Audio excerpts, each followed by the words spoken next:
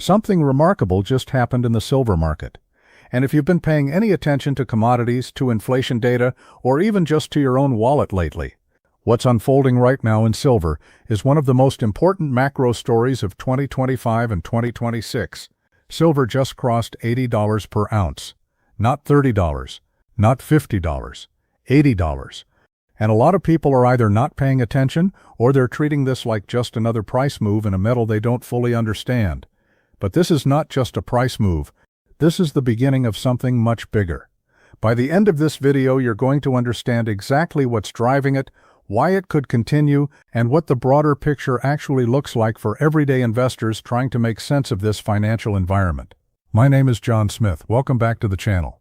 We cover finance, economics, and how the big macro forces in the world actually affect your money and your decisions.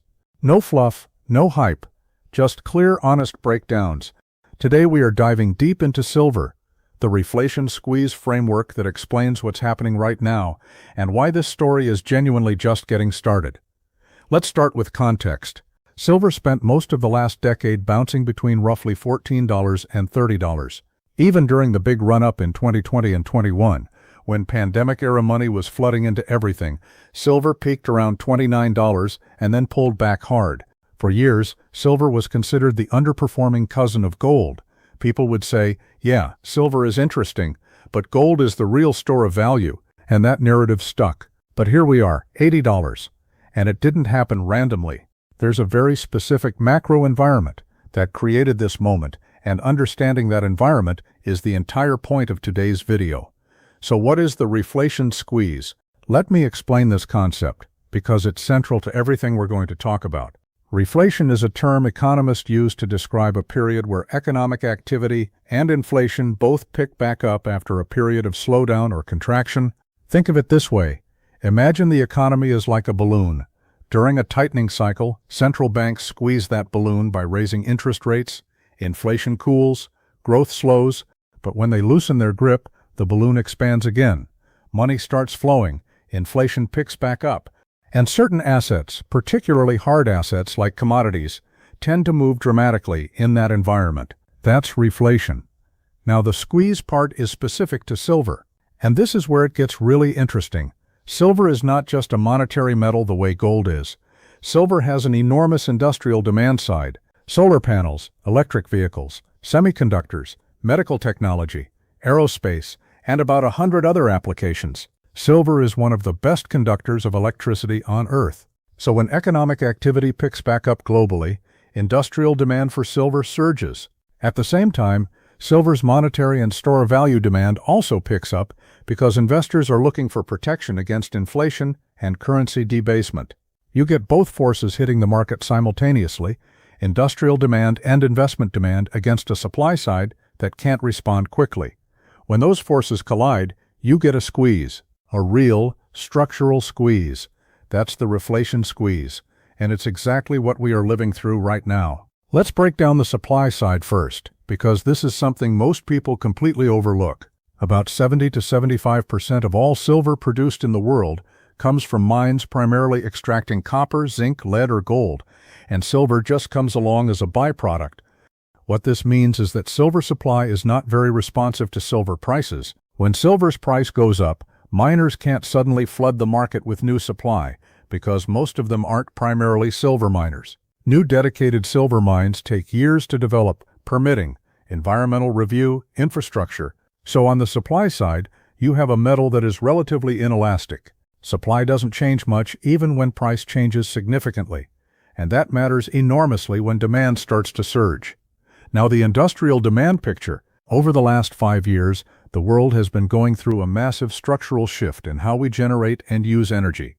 Solar panel installations have been breaking records year after year globally, and every single solar panel requires silver. Silver is used in the photovoltaic cells that convert sunlight into electricity, in the connections, the contacts, the wiring. Some next-generation solar technologies actually use more silver per unit than older designs. On top of solar, you have electric vehicles.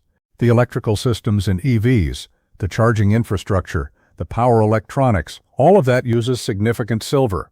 Industry estimates suggest that by the mid-2020s, the combined industrial demand from solar, EVs and related green energy technologies could rival or exceed what the entire global silver mining industry produces annually. Think about that for a moment. And when you add in electronics, medical devices, aerospace, and water purification, the picture becomes stark. Here's what this means for the market. For years, this industrial demand growth was being quietly absorbed by existing above-ground silver supplies, stockpiles held by exchanges, refiners, and financial institutions. The silver market ran deficits, meaning demand exceeded mine supply, for several consecutive years. Those deficits drew down those stockpiles steadily. The buffer that existed between industrial demand and mine supply has been shrinking. And when you layer reflation on top of that, when investment demand for silver also picks up, the math just stops working for low prices. Let's talk about the monetary and investment side, because this is the other half of the story. Gold has been leading the charge. Gold crossed $3,000 per ounce earlier in 2025, and that itself was a massive story. Central banks around the world have been buying gold at a pace not seen in decades, driven by de-dollarization pressure, geopolitical fragmentation, concerns about long-term fiscal sustainability, and a desire to hold hard assets that can't be printed. Gold's move above $3,000 was a signal, a big one. Silver tends to lag gold in the early stages of a monetary metals rally. This is well documented historically. Gold moves first, the monetary case gets established. Then silver catches up, and often dramatically overshoots. There's a measure called the gold-silver ratio that tells you how many ounces of silver it takes to buy 1 ounce of gold. For much of the last decade, that ratio was extremely elevated, meaning silver was unusually cheap relative to gold. Historically, the ratio averages somewhere around 40 to 60 to 1. When it gets stretched to 80, 90, even over 100 to 1, that has historically been a signal that silver is deeply undervalued relative to gold. When silver plays catch-up, it tends to do so aggressively. That mean reversion, combined with the industrial demand squeeze, creates the conditions for a major price move, which is exactly what we are seeing.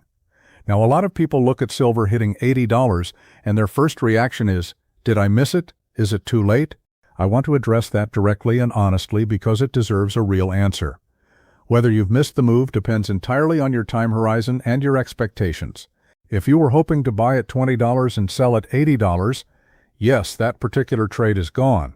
But the deeper question is whether the underlying conditions that drove silver to $80 are over or whether they're just getting established. And that's where the framework matters. Because the reflation squeeze isn't a short-term trade thesis, it's a structural macro thesis. Structural stories don't end in a week or a month. They play out over years. The solar installation boom is not over. If anything, it's accelerating. Government policies in the United States, Europe, and across Asia are pushing enormous amounts of capital into renewable energy infrastructure. That creates structural silver demand that doesn't disappear because the price went up. Industrial buyers need the silver to make their products. They can't just stop buying it. The geopolitical pressure to hold hard assets continues. And most importantly, global central banks are navigating the reality that inflation is stickier and more persistent than many models predicted. The fiscal situation in major economies, the debt levels, the deficit spending creates ongoing pressure on the purchasing power of paper currencies. That's the fundamental backdrop that makes hard assets attractive. And silver, sitting at the intersection of industrial necessity and monetary value, is particularly well positioned in that backdrop. Here's a simple framework for thinking about this. Imagine a three-legged stool. The first leg is industrial demand from the green energy transition and technological applications. The second leg is monetary demand from investors and institutions seeking inflation protection and currency alternatives. The third leg is constrained supply, because silver mining is slow and can't respond quickly to price signals. When all three legs are loaded simultaneously, the stool holds firmly. The reflation squeeze is the condition where all three legs are being loaded at the same time, while the stool itself isn't getting bigger. The price adjusts to clear the market, and that adjustment can be significant and fast. Now, this is a good moment, about halfway through, to say, if you're finding this useful, if you want clear, honest analysis of what's happening in markets and the economy, hit the like button and subscribe to the channel. It helps this content reach more people who are trying to understand this stuff. Okay, back to the story. Let me talk about the broader economic context, because silver doesn't exist in isolation. The Federal Reserve is managing a complex balancing act. Inflation in the United States, while it came down from its 2022 peaks, has proven difficult to get all the way to the 2% target and keep it there. Services inflation in particular has remained elevated. And there are structural reasons: labor market dynamics, housing costs, the ongoing cost of the energy transition itself. When you're building out a new energy grid, you're consuming enormous amounts of raw materials, employing large numbers of people, creating economic activity that raises prices. The transition to cleaner energy creates genuine inflationary pressure in the medium term, and that inflationary pressure supports the case for hard assets like silver.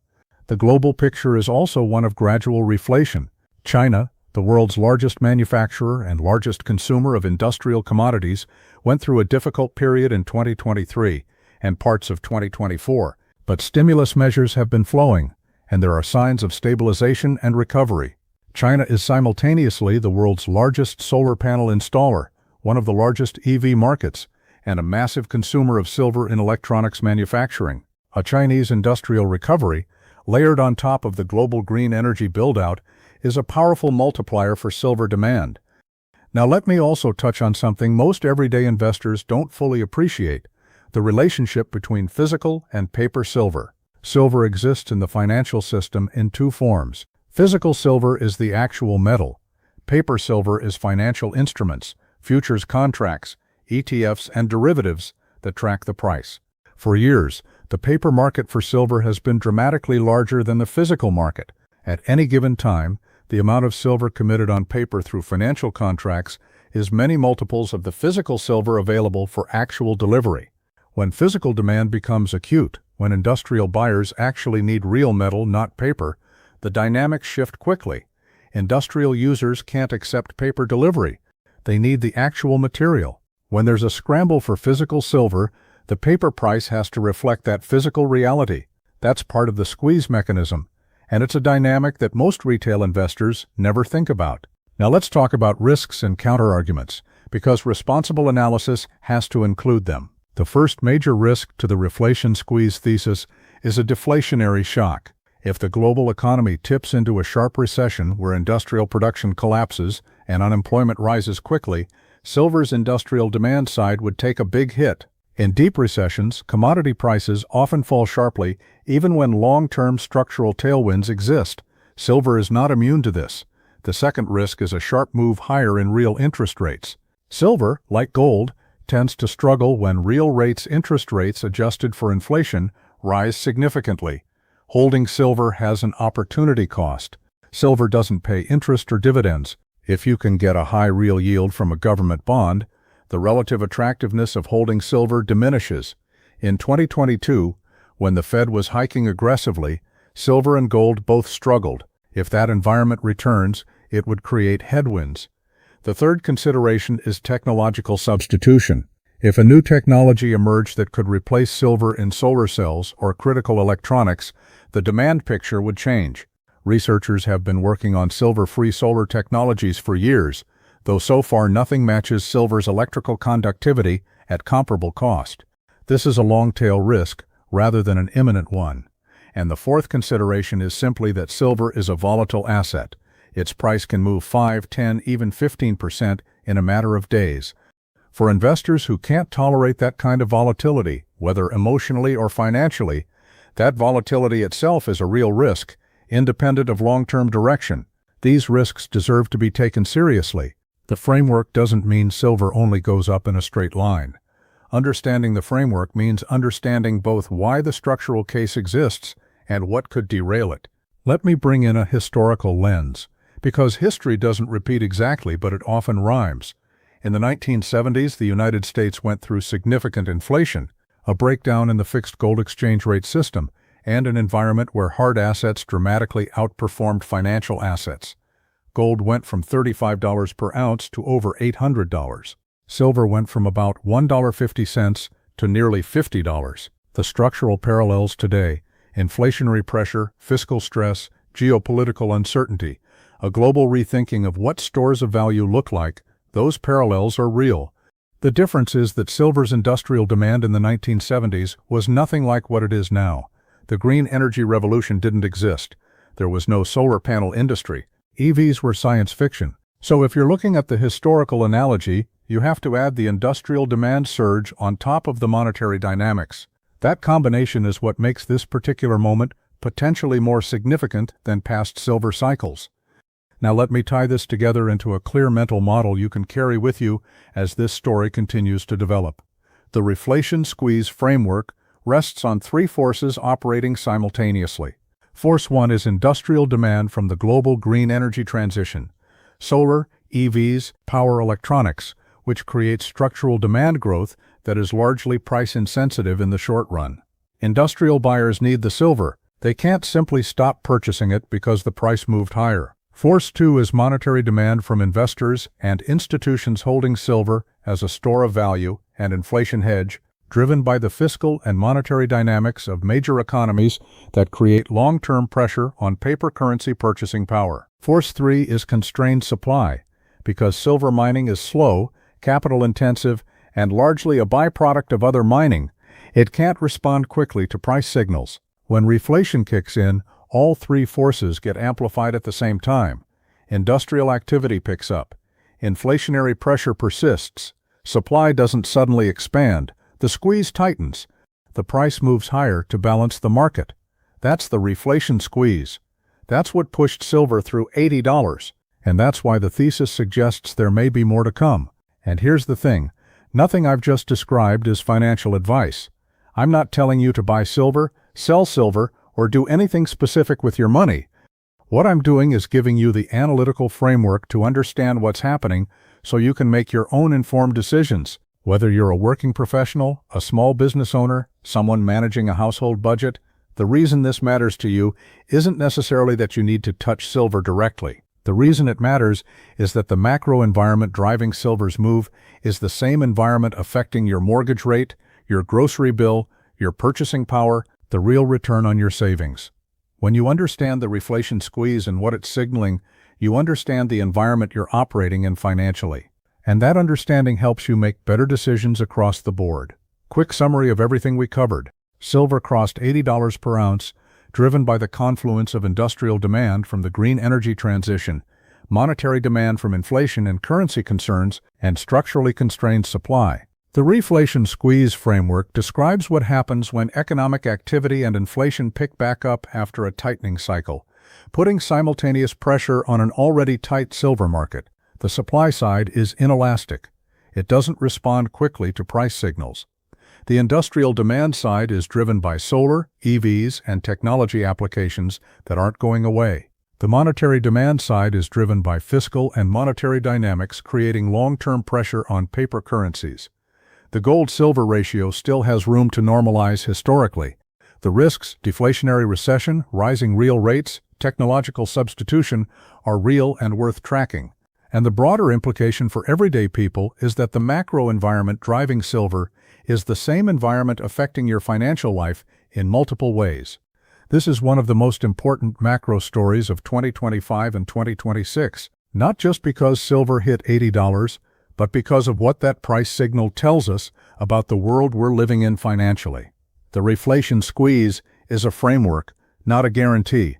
Markets are complex and unpredictable, but having a clear framework for understanding what's happening is always better than not having one. If you found this breakdown useful, hit that like button and subscribe to the channel. We're going to keep following this story as it develops. Drop your questions in the comments. I read them. This is John Smith. Thank you for watching, and I'll see you in the next one.